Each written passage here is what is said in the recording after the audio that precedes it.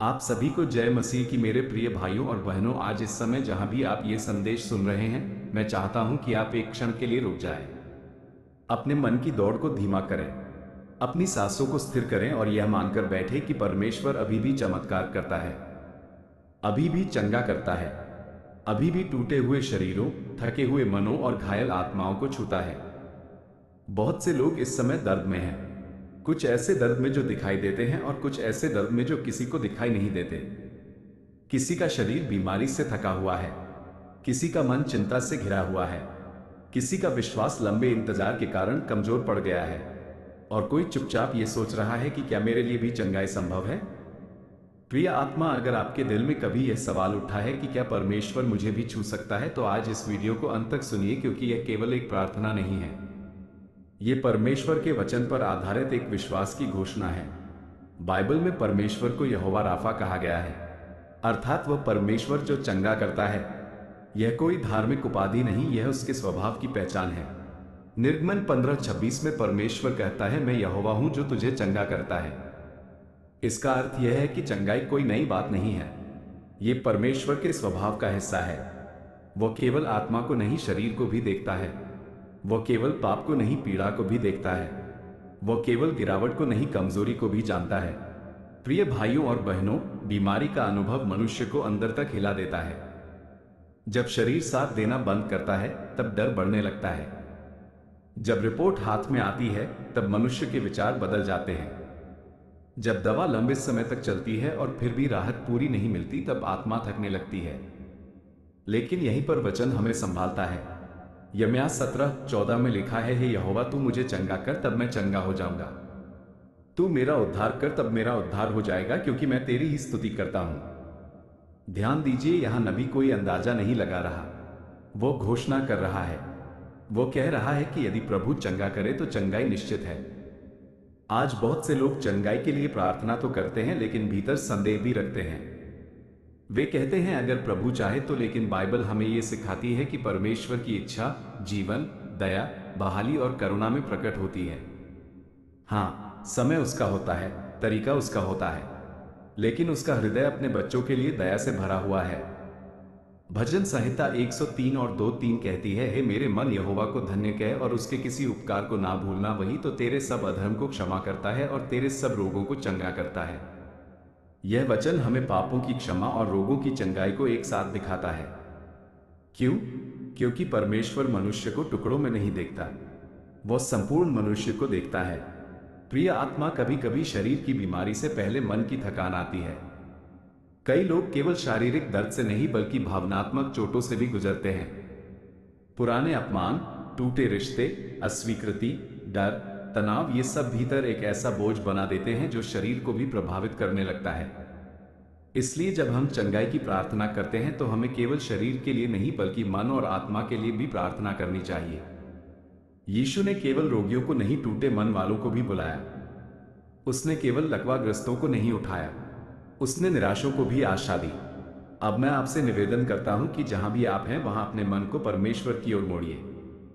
अभी अपने डर, अपनी रिपोर्ट, अपनी कमजोरी, अपनी बेचैनी, अपने दर्द, सब कुछ प्रभु के सामने रख दीजिए।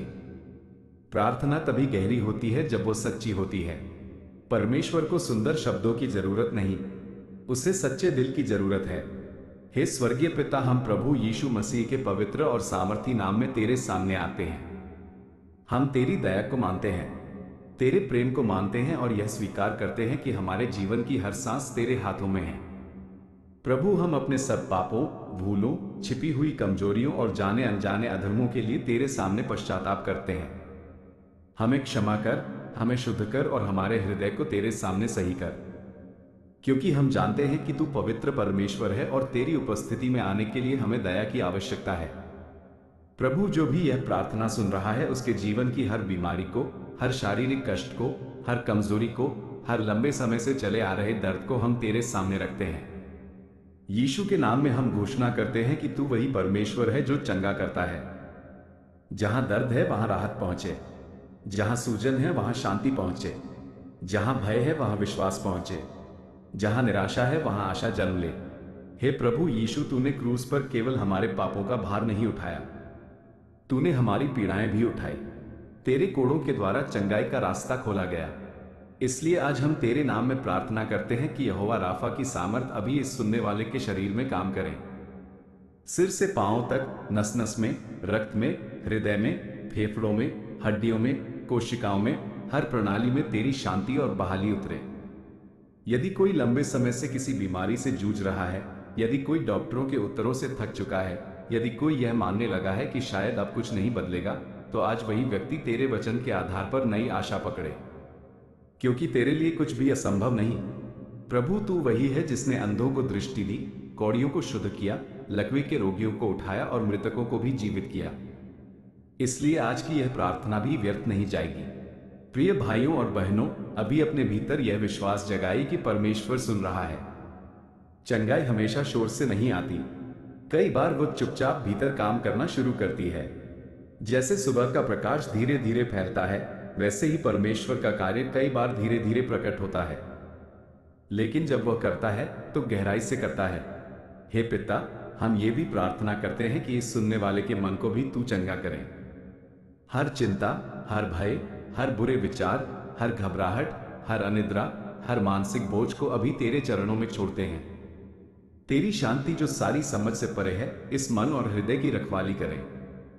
और अभी इसी क्षण हम विश्वास से कहते हैं, मैं अकेला नहीं हूं। मेरा प्रभु मेरे साथ है। मेरा परमेश्वर मेरा चंगाई करने वाला है। मेरा शरीर उसका मंदिर है। बीमारी अंतिम सच्चाई नहीं है, प्रभु की दया अंतिम सच्चाई है। प्रिय भाइयों और बहनों, जब हम चंगाई के लिए प्रार्थना करते हैं तो हमें केवल शब्द नहीं बोलने चाहिए, बल्कि अपने विश्वास को भी जगाना चाहिए, क्योंकि बाइबल हमें सिखाती है कि विश्वास के साथ की गई प्रार्थना व्यर्थ नहीं जाती। परमेश्वर हर उस पुकार को सुनता है जो सच्चे दिल से की जाती है। इसलिए अभी जहां भी आप हैं, एक क्षण के लिए अपने मन को शांत करें और विश्वास के साथ इस प्रार्थना में सहभागी बने। हे स्वर्गीय पिता, हम प्रभु यीशु मसीह के सामर्थी नाम में तेरे सामने आते हैं।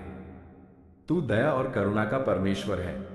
तू वही है जिसने संसार को बनाया। तू वही है जिसने मनुष्य को जीवन दिया, और तू वही है जो आज भी अपने बच्चों की पुकार सुनता है। प्रभु, आज जो भी यह प्रार्थना सुन रहा है, उसकी हर बीमारी, हर कमजोरी और हर दर्द को हम तेरे सामने रखते हैं। हे पिता परमेश्वर, तू हमारे शरीर को हमसे भी अधिक जानता है। तू जानता है कि कहां दर्द है, कहां कमजोरी है, कहां थकान है और कहां उपचार की आवश्यकता है। इसलिए हम विश्वास से कहते हैं कि तेरी चंगाई की शक्ति अभी इस सुनने वाले के जीवन में काम करे। सिर से पांव तक शरीर के हर अंग में, हर नस में, हर कोशिका में तेरी बहाली और शांति उतर आए। प्रभु यीशु, यदि कोई लंबे समय से बीमारी से संघर्ष कर रहा है, यदि कोई दर्द के कारण निराश हो चुका है, यदि किसी का मन डर और चिंता से भरा हुआ है, तो आज तेरी उपस्थिति उसे नई आशा दे। जहां कमजोरी है वहां शक्ति आए, जहां पीड़ा है वहां राहत आए, और जहां निराशा है वहां विश्वास जन्म ले। हे पिता, हम ये भी प्रार्थना करते हैं कि इस सुनने वाले के मन और आत्मा को भी तू शांति दे। कई बार शरीर से पहले मन थक जाता है। चिंता, भय और पुराने दर्द मनुष्य को भीतर से कमजोर कर देते हैं। इसलिए प्रभु, हर चिंता और हर डर को तेरे चरणों में छोड़ते हैं। तेरी शांति इस मन और हृदय को भर दे। प्रभु, हम घोषणा करते हैं कि हमारा शरीर पवित्र आत्मा का मंदिर है। इसलिए बीमारी और कमजोरी को इस शरीर में स्थायी स्थान नहीं मिलेगा। यीशु के नाम में हम हर दर्द, हर रोग और हर दुर्बलता को आदेश देते हैं कि वह दूर हो जाए। तेरी चंगाई की शक्ति अभी काम करें और बहाली लेकर आए। हे पिता परमेश्वर, हम तेरे वचन पर भरोसा करते हैं। तेरे वचन में लिखा है कि तू झूठ नहीं बोलता और अपनी प्रतिज्ञाओं को बदलता नहीं। इसलिए हम विश्वास करते हैं कि तू हमारी प्रार्थना सुन रहा है और अपने समय और अपनी रीति से चंगाई का कार्य कर रहा है। प्रभु, हम तुझे धन्यवाद देते हैं क्योंकि तू करुणा का परमेश्वर है। तू अपने बच्चों को अकेला नहीं छोड़ता। तू उनके आंसू देखता है, उनकी पुकार सुनता है और उन्हें सहारा देता है। आज हम विश्वास के साथ घोषणा करते हैं कि तेरी चंगाई की कृपा इस जीवन में प्रकट हो रही है और यह व्यक्ति तेरी शांति और सामर्थ्य में आगे बढ़ेगा। प्रिय भाइयों और बहनों, यदि यह प्रार्थना आपके दिल को छू गई है तो इसे अपने तक सीमित मत रखिए। हो सकता है आपके किसी मित्र, परिवार के सदस्य या किसी परिचित को भी आज चंगाई और आशा की आवश्यकता हो। इस संदेश को उनके साथ साझा कीजिए ताकि वे भी परमेश्वर के वचन से प्रोत्साहित हो सके। और यदि आपने विश्वास के साथ ये प्रार्थना सुनी है तो कमेंट में आमीन लिखकर अपना विश्वास प्रकट करें।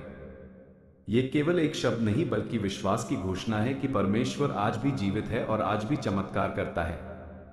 प्रभु यीशु मसीह आप सभी को शांति, शक्ति और स्वास्थ्य प्रदान करें। आपके जीवन में उसकी कृपा बनी रहे और आपका विश्वास दिन प्रतिदिन मजबूत होता जाए। जय मसीह की। आमीन।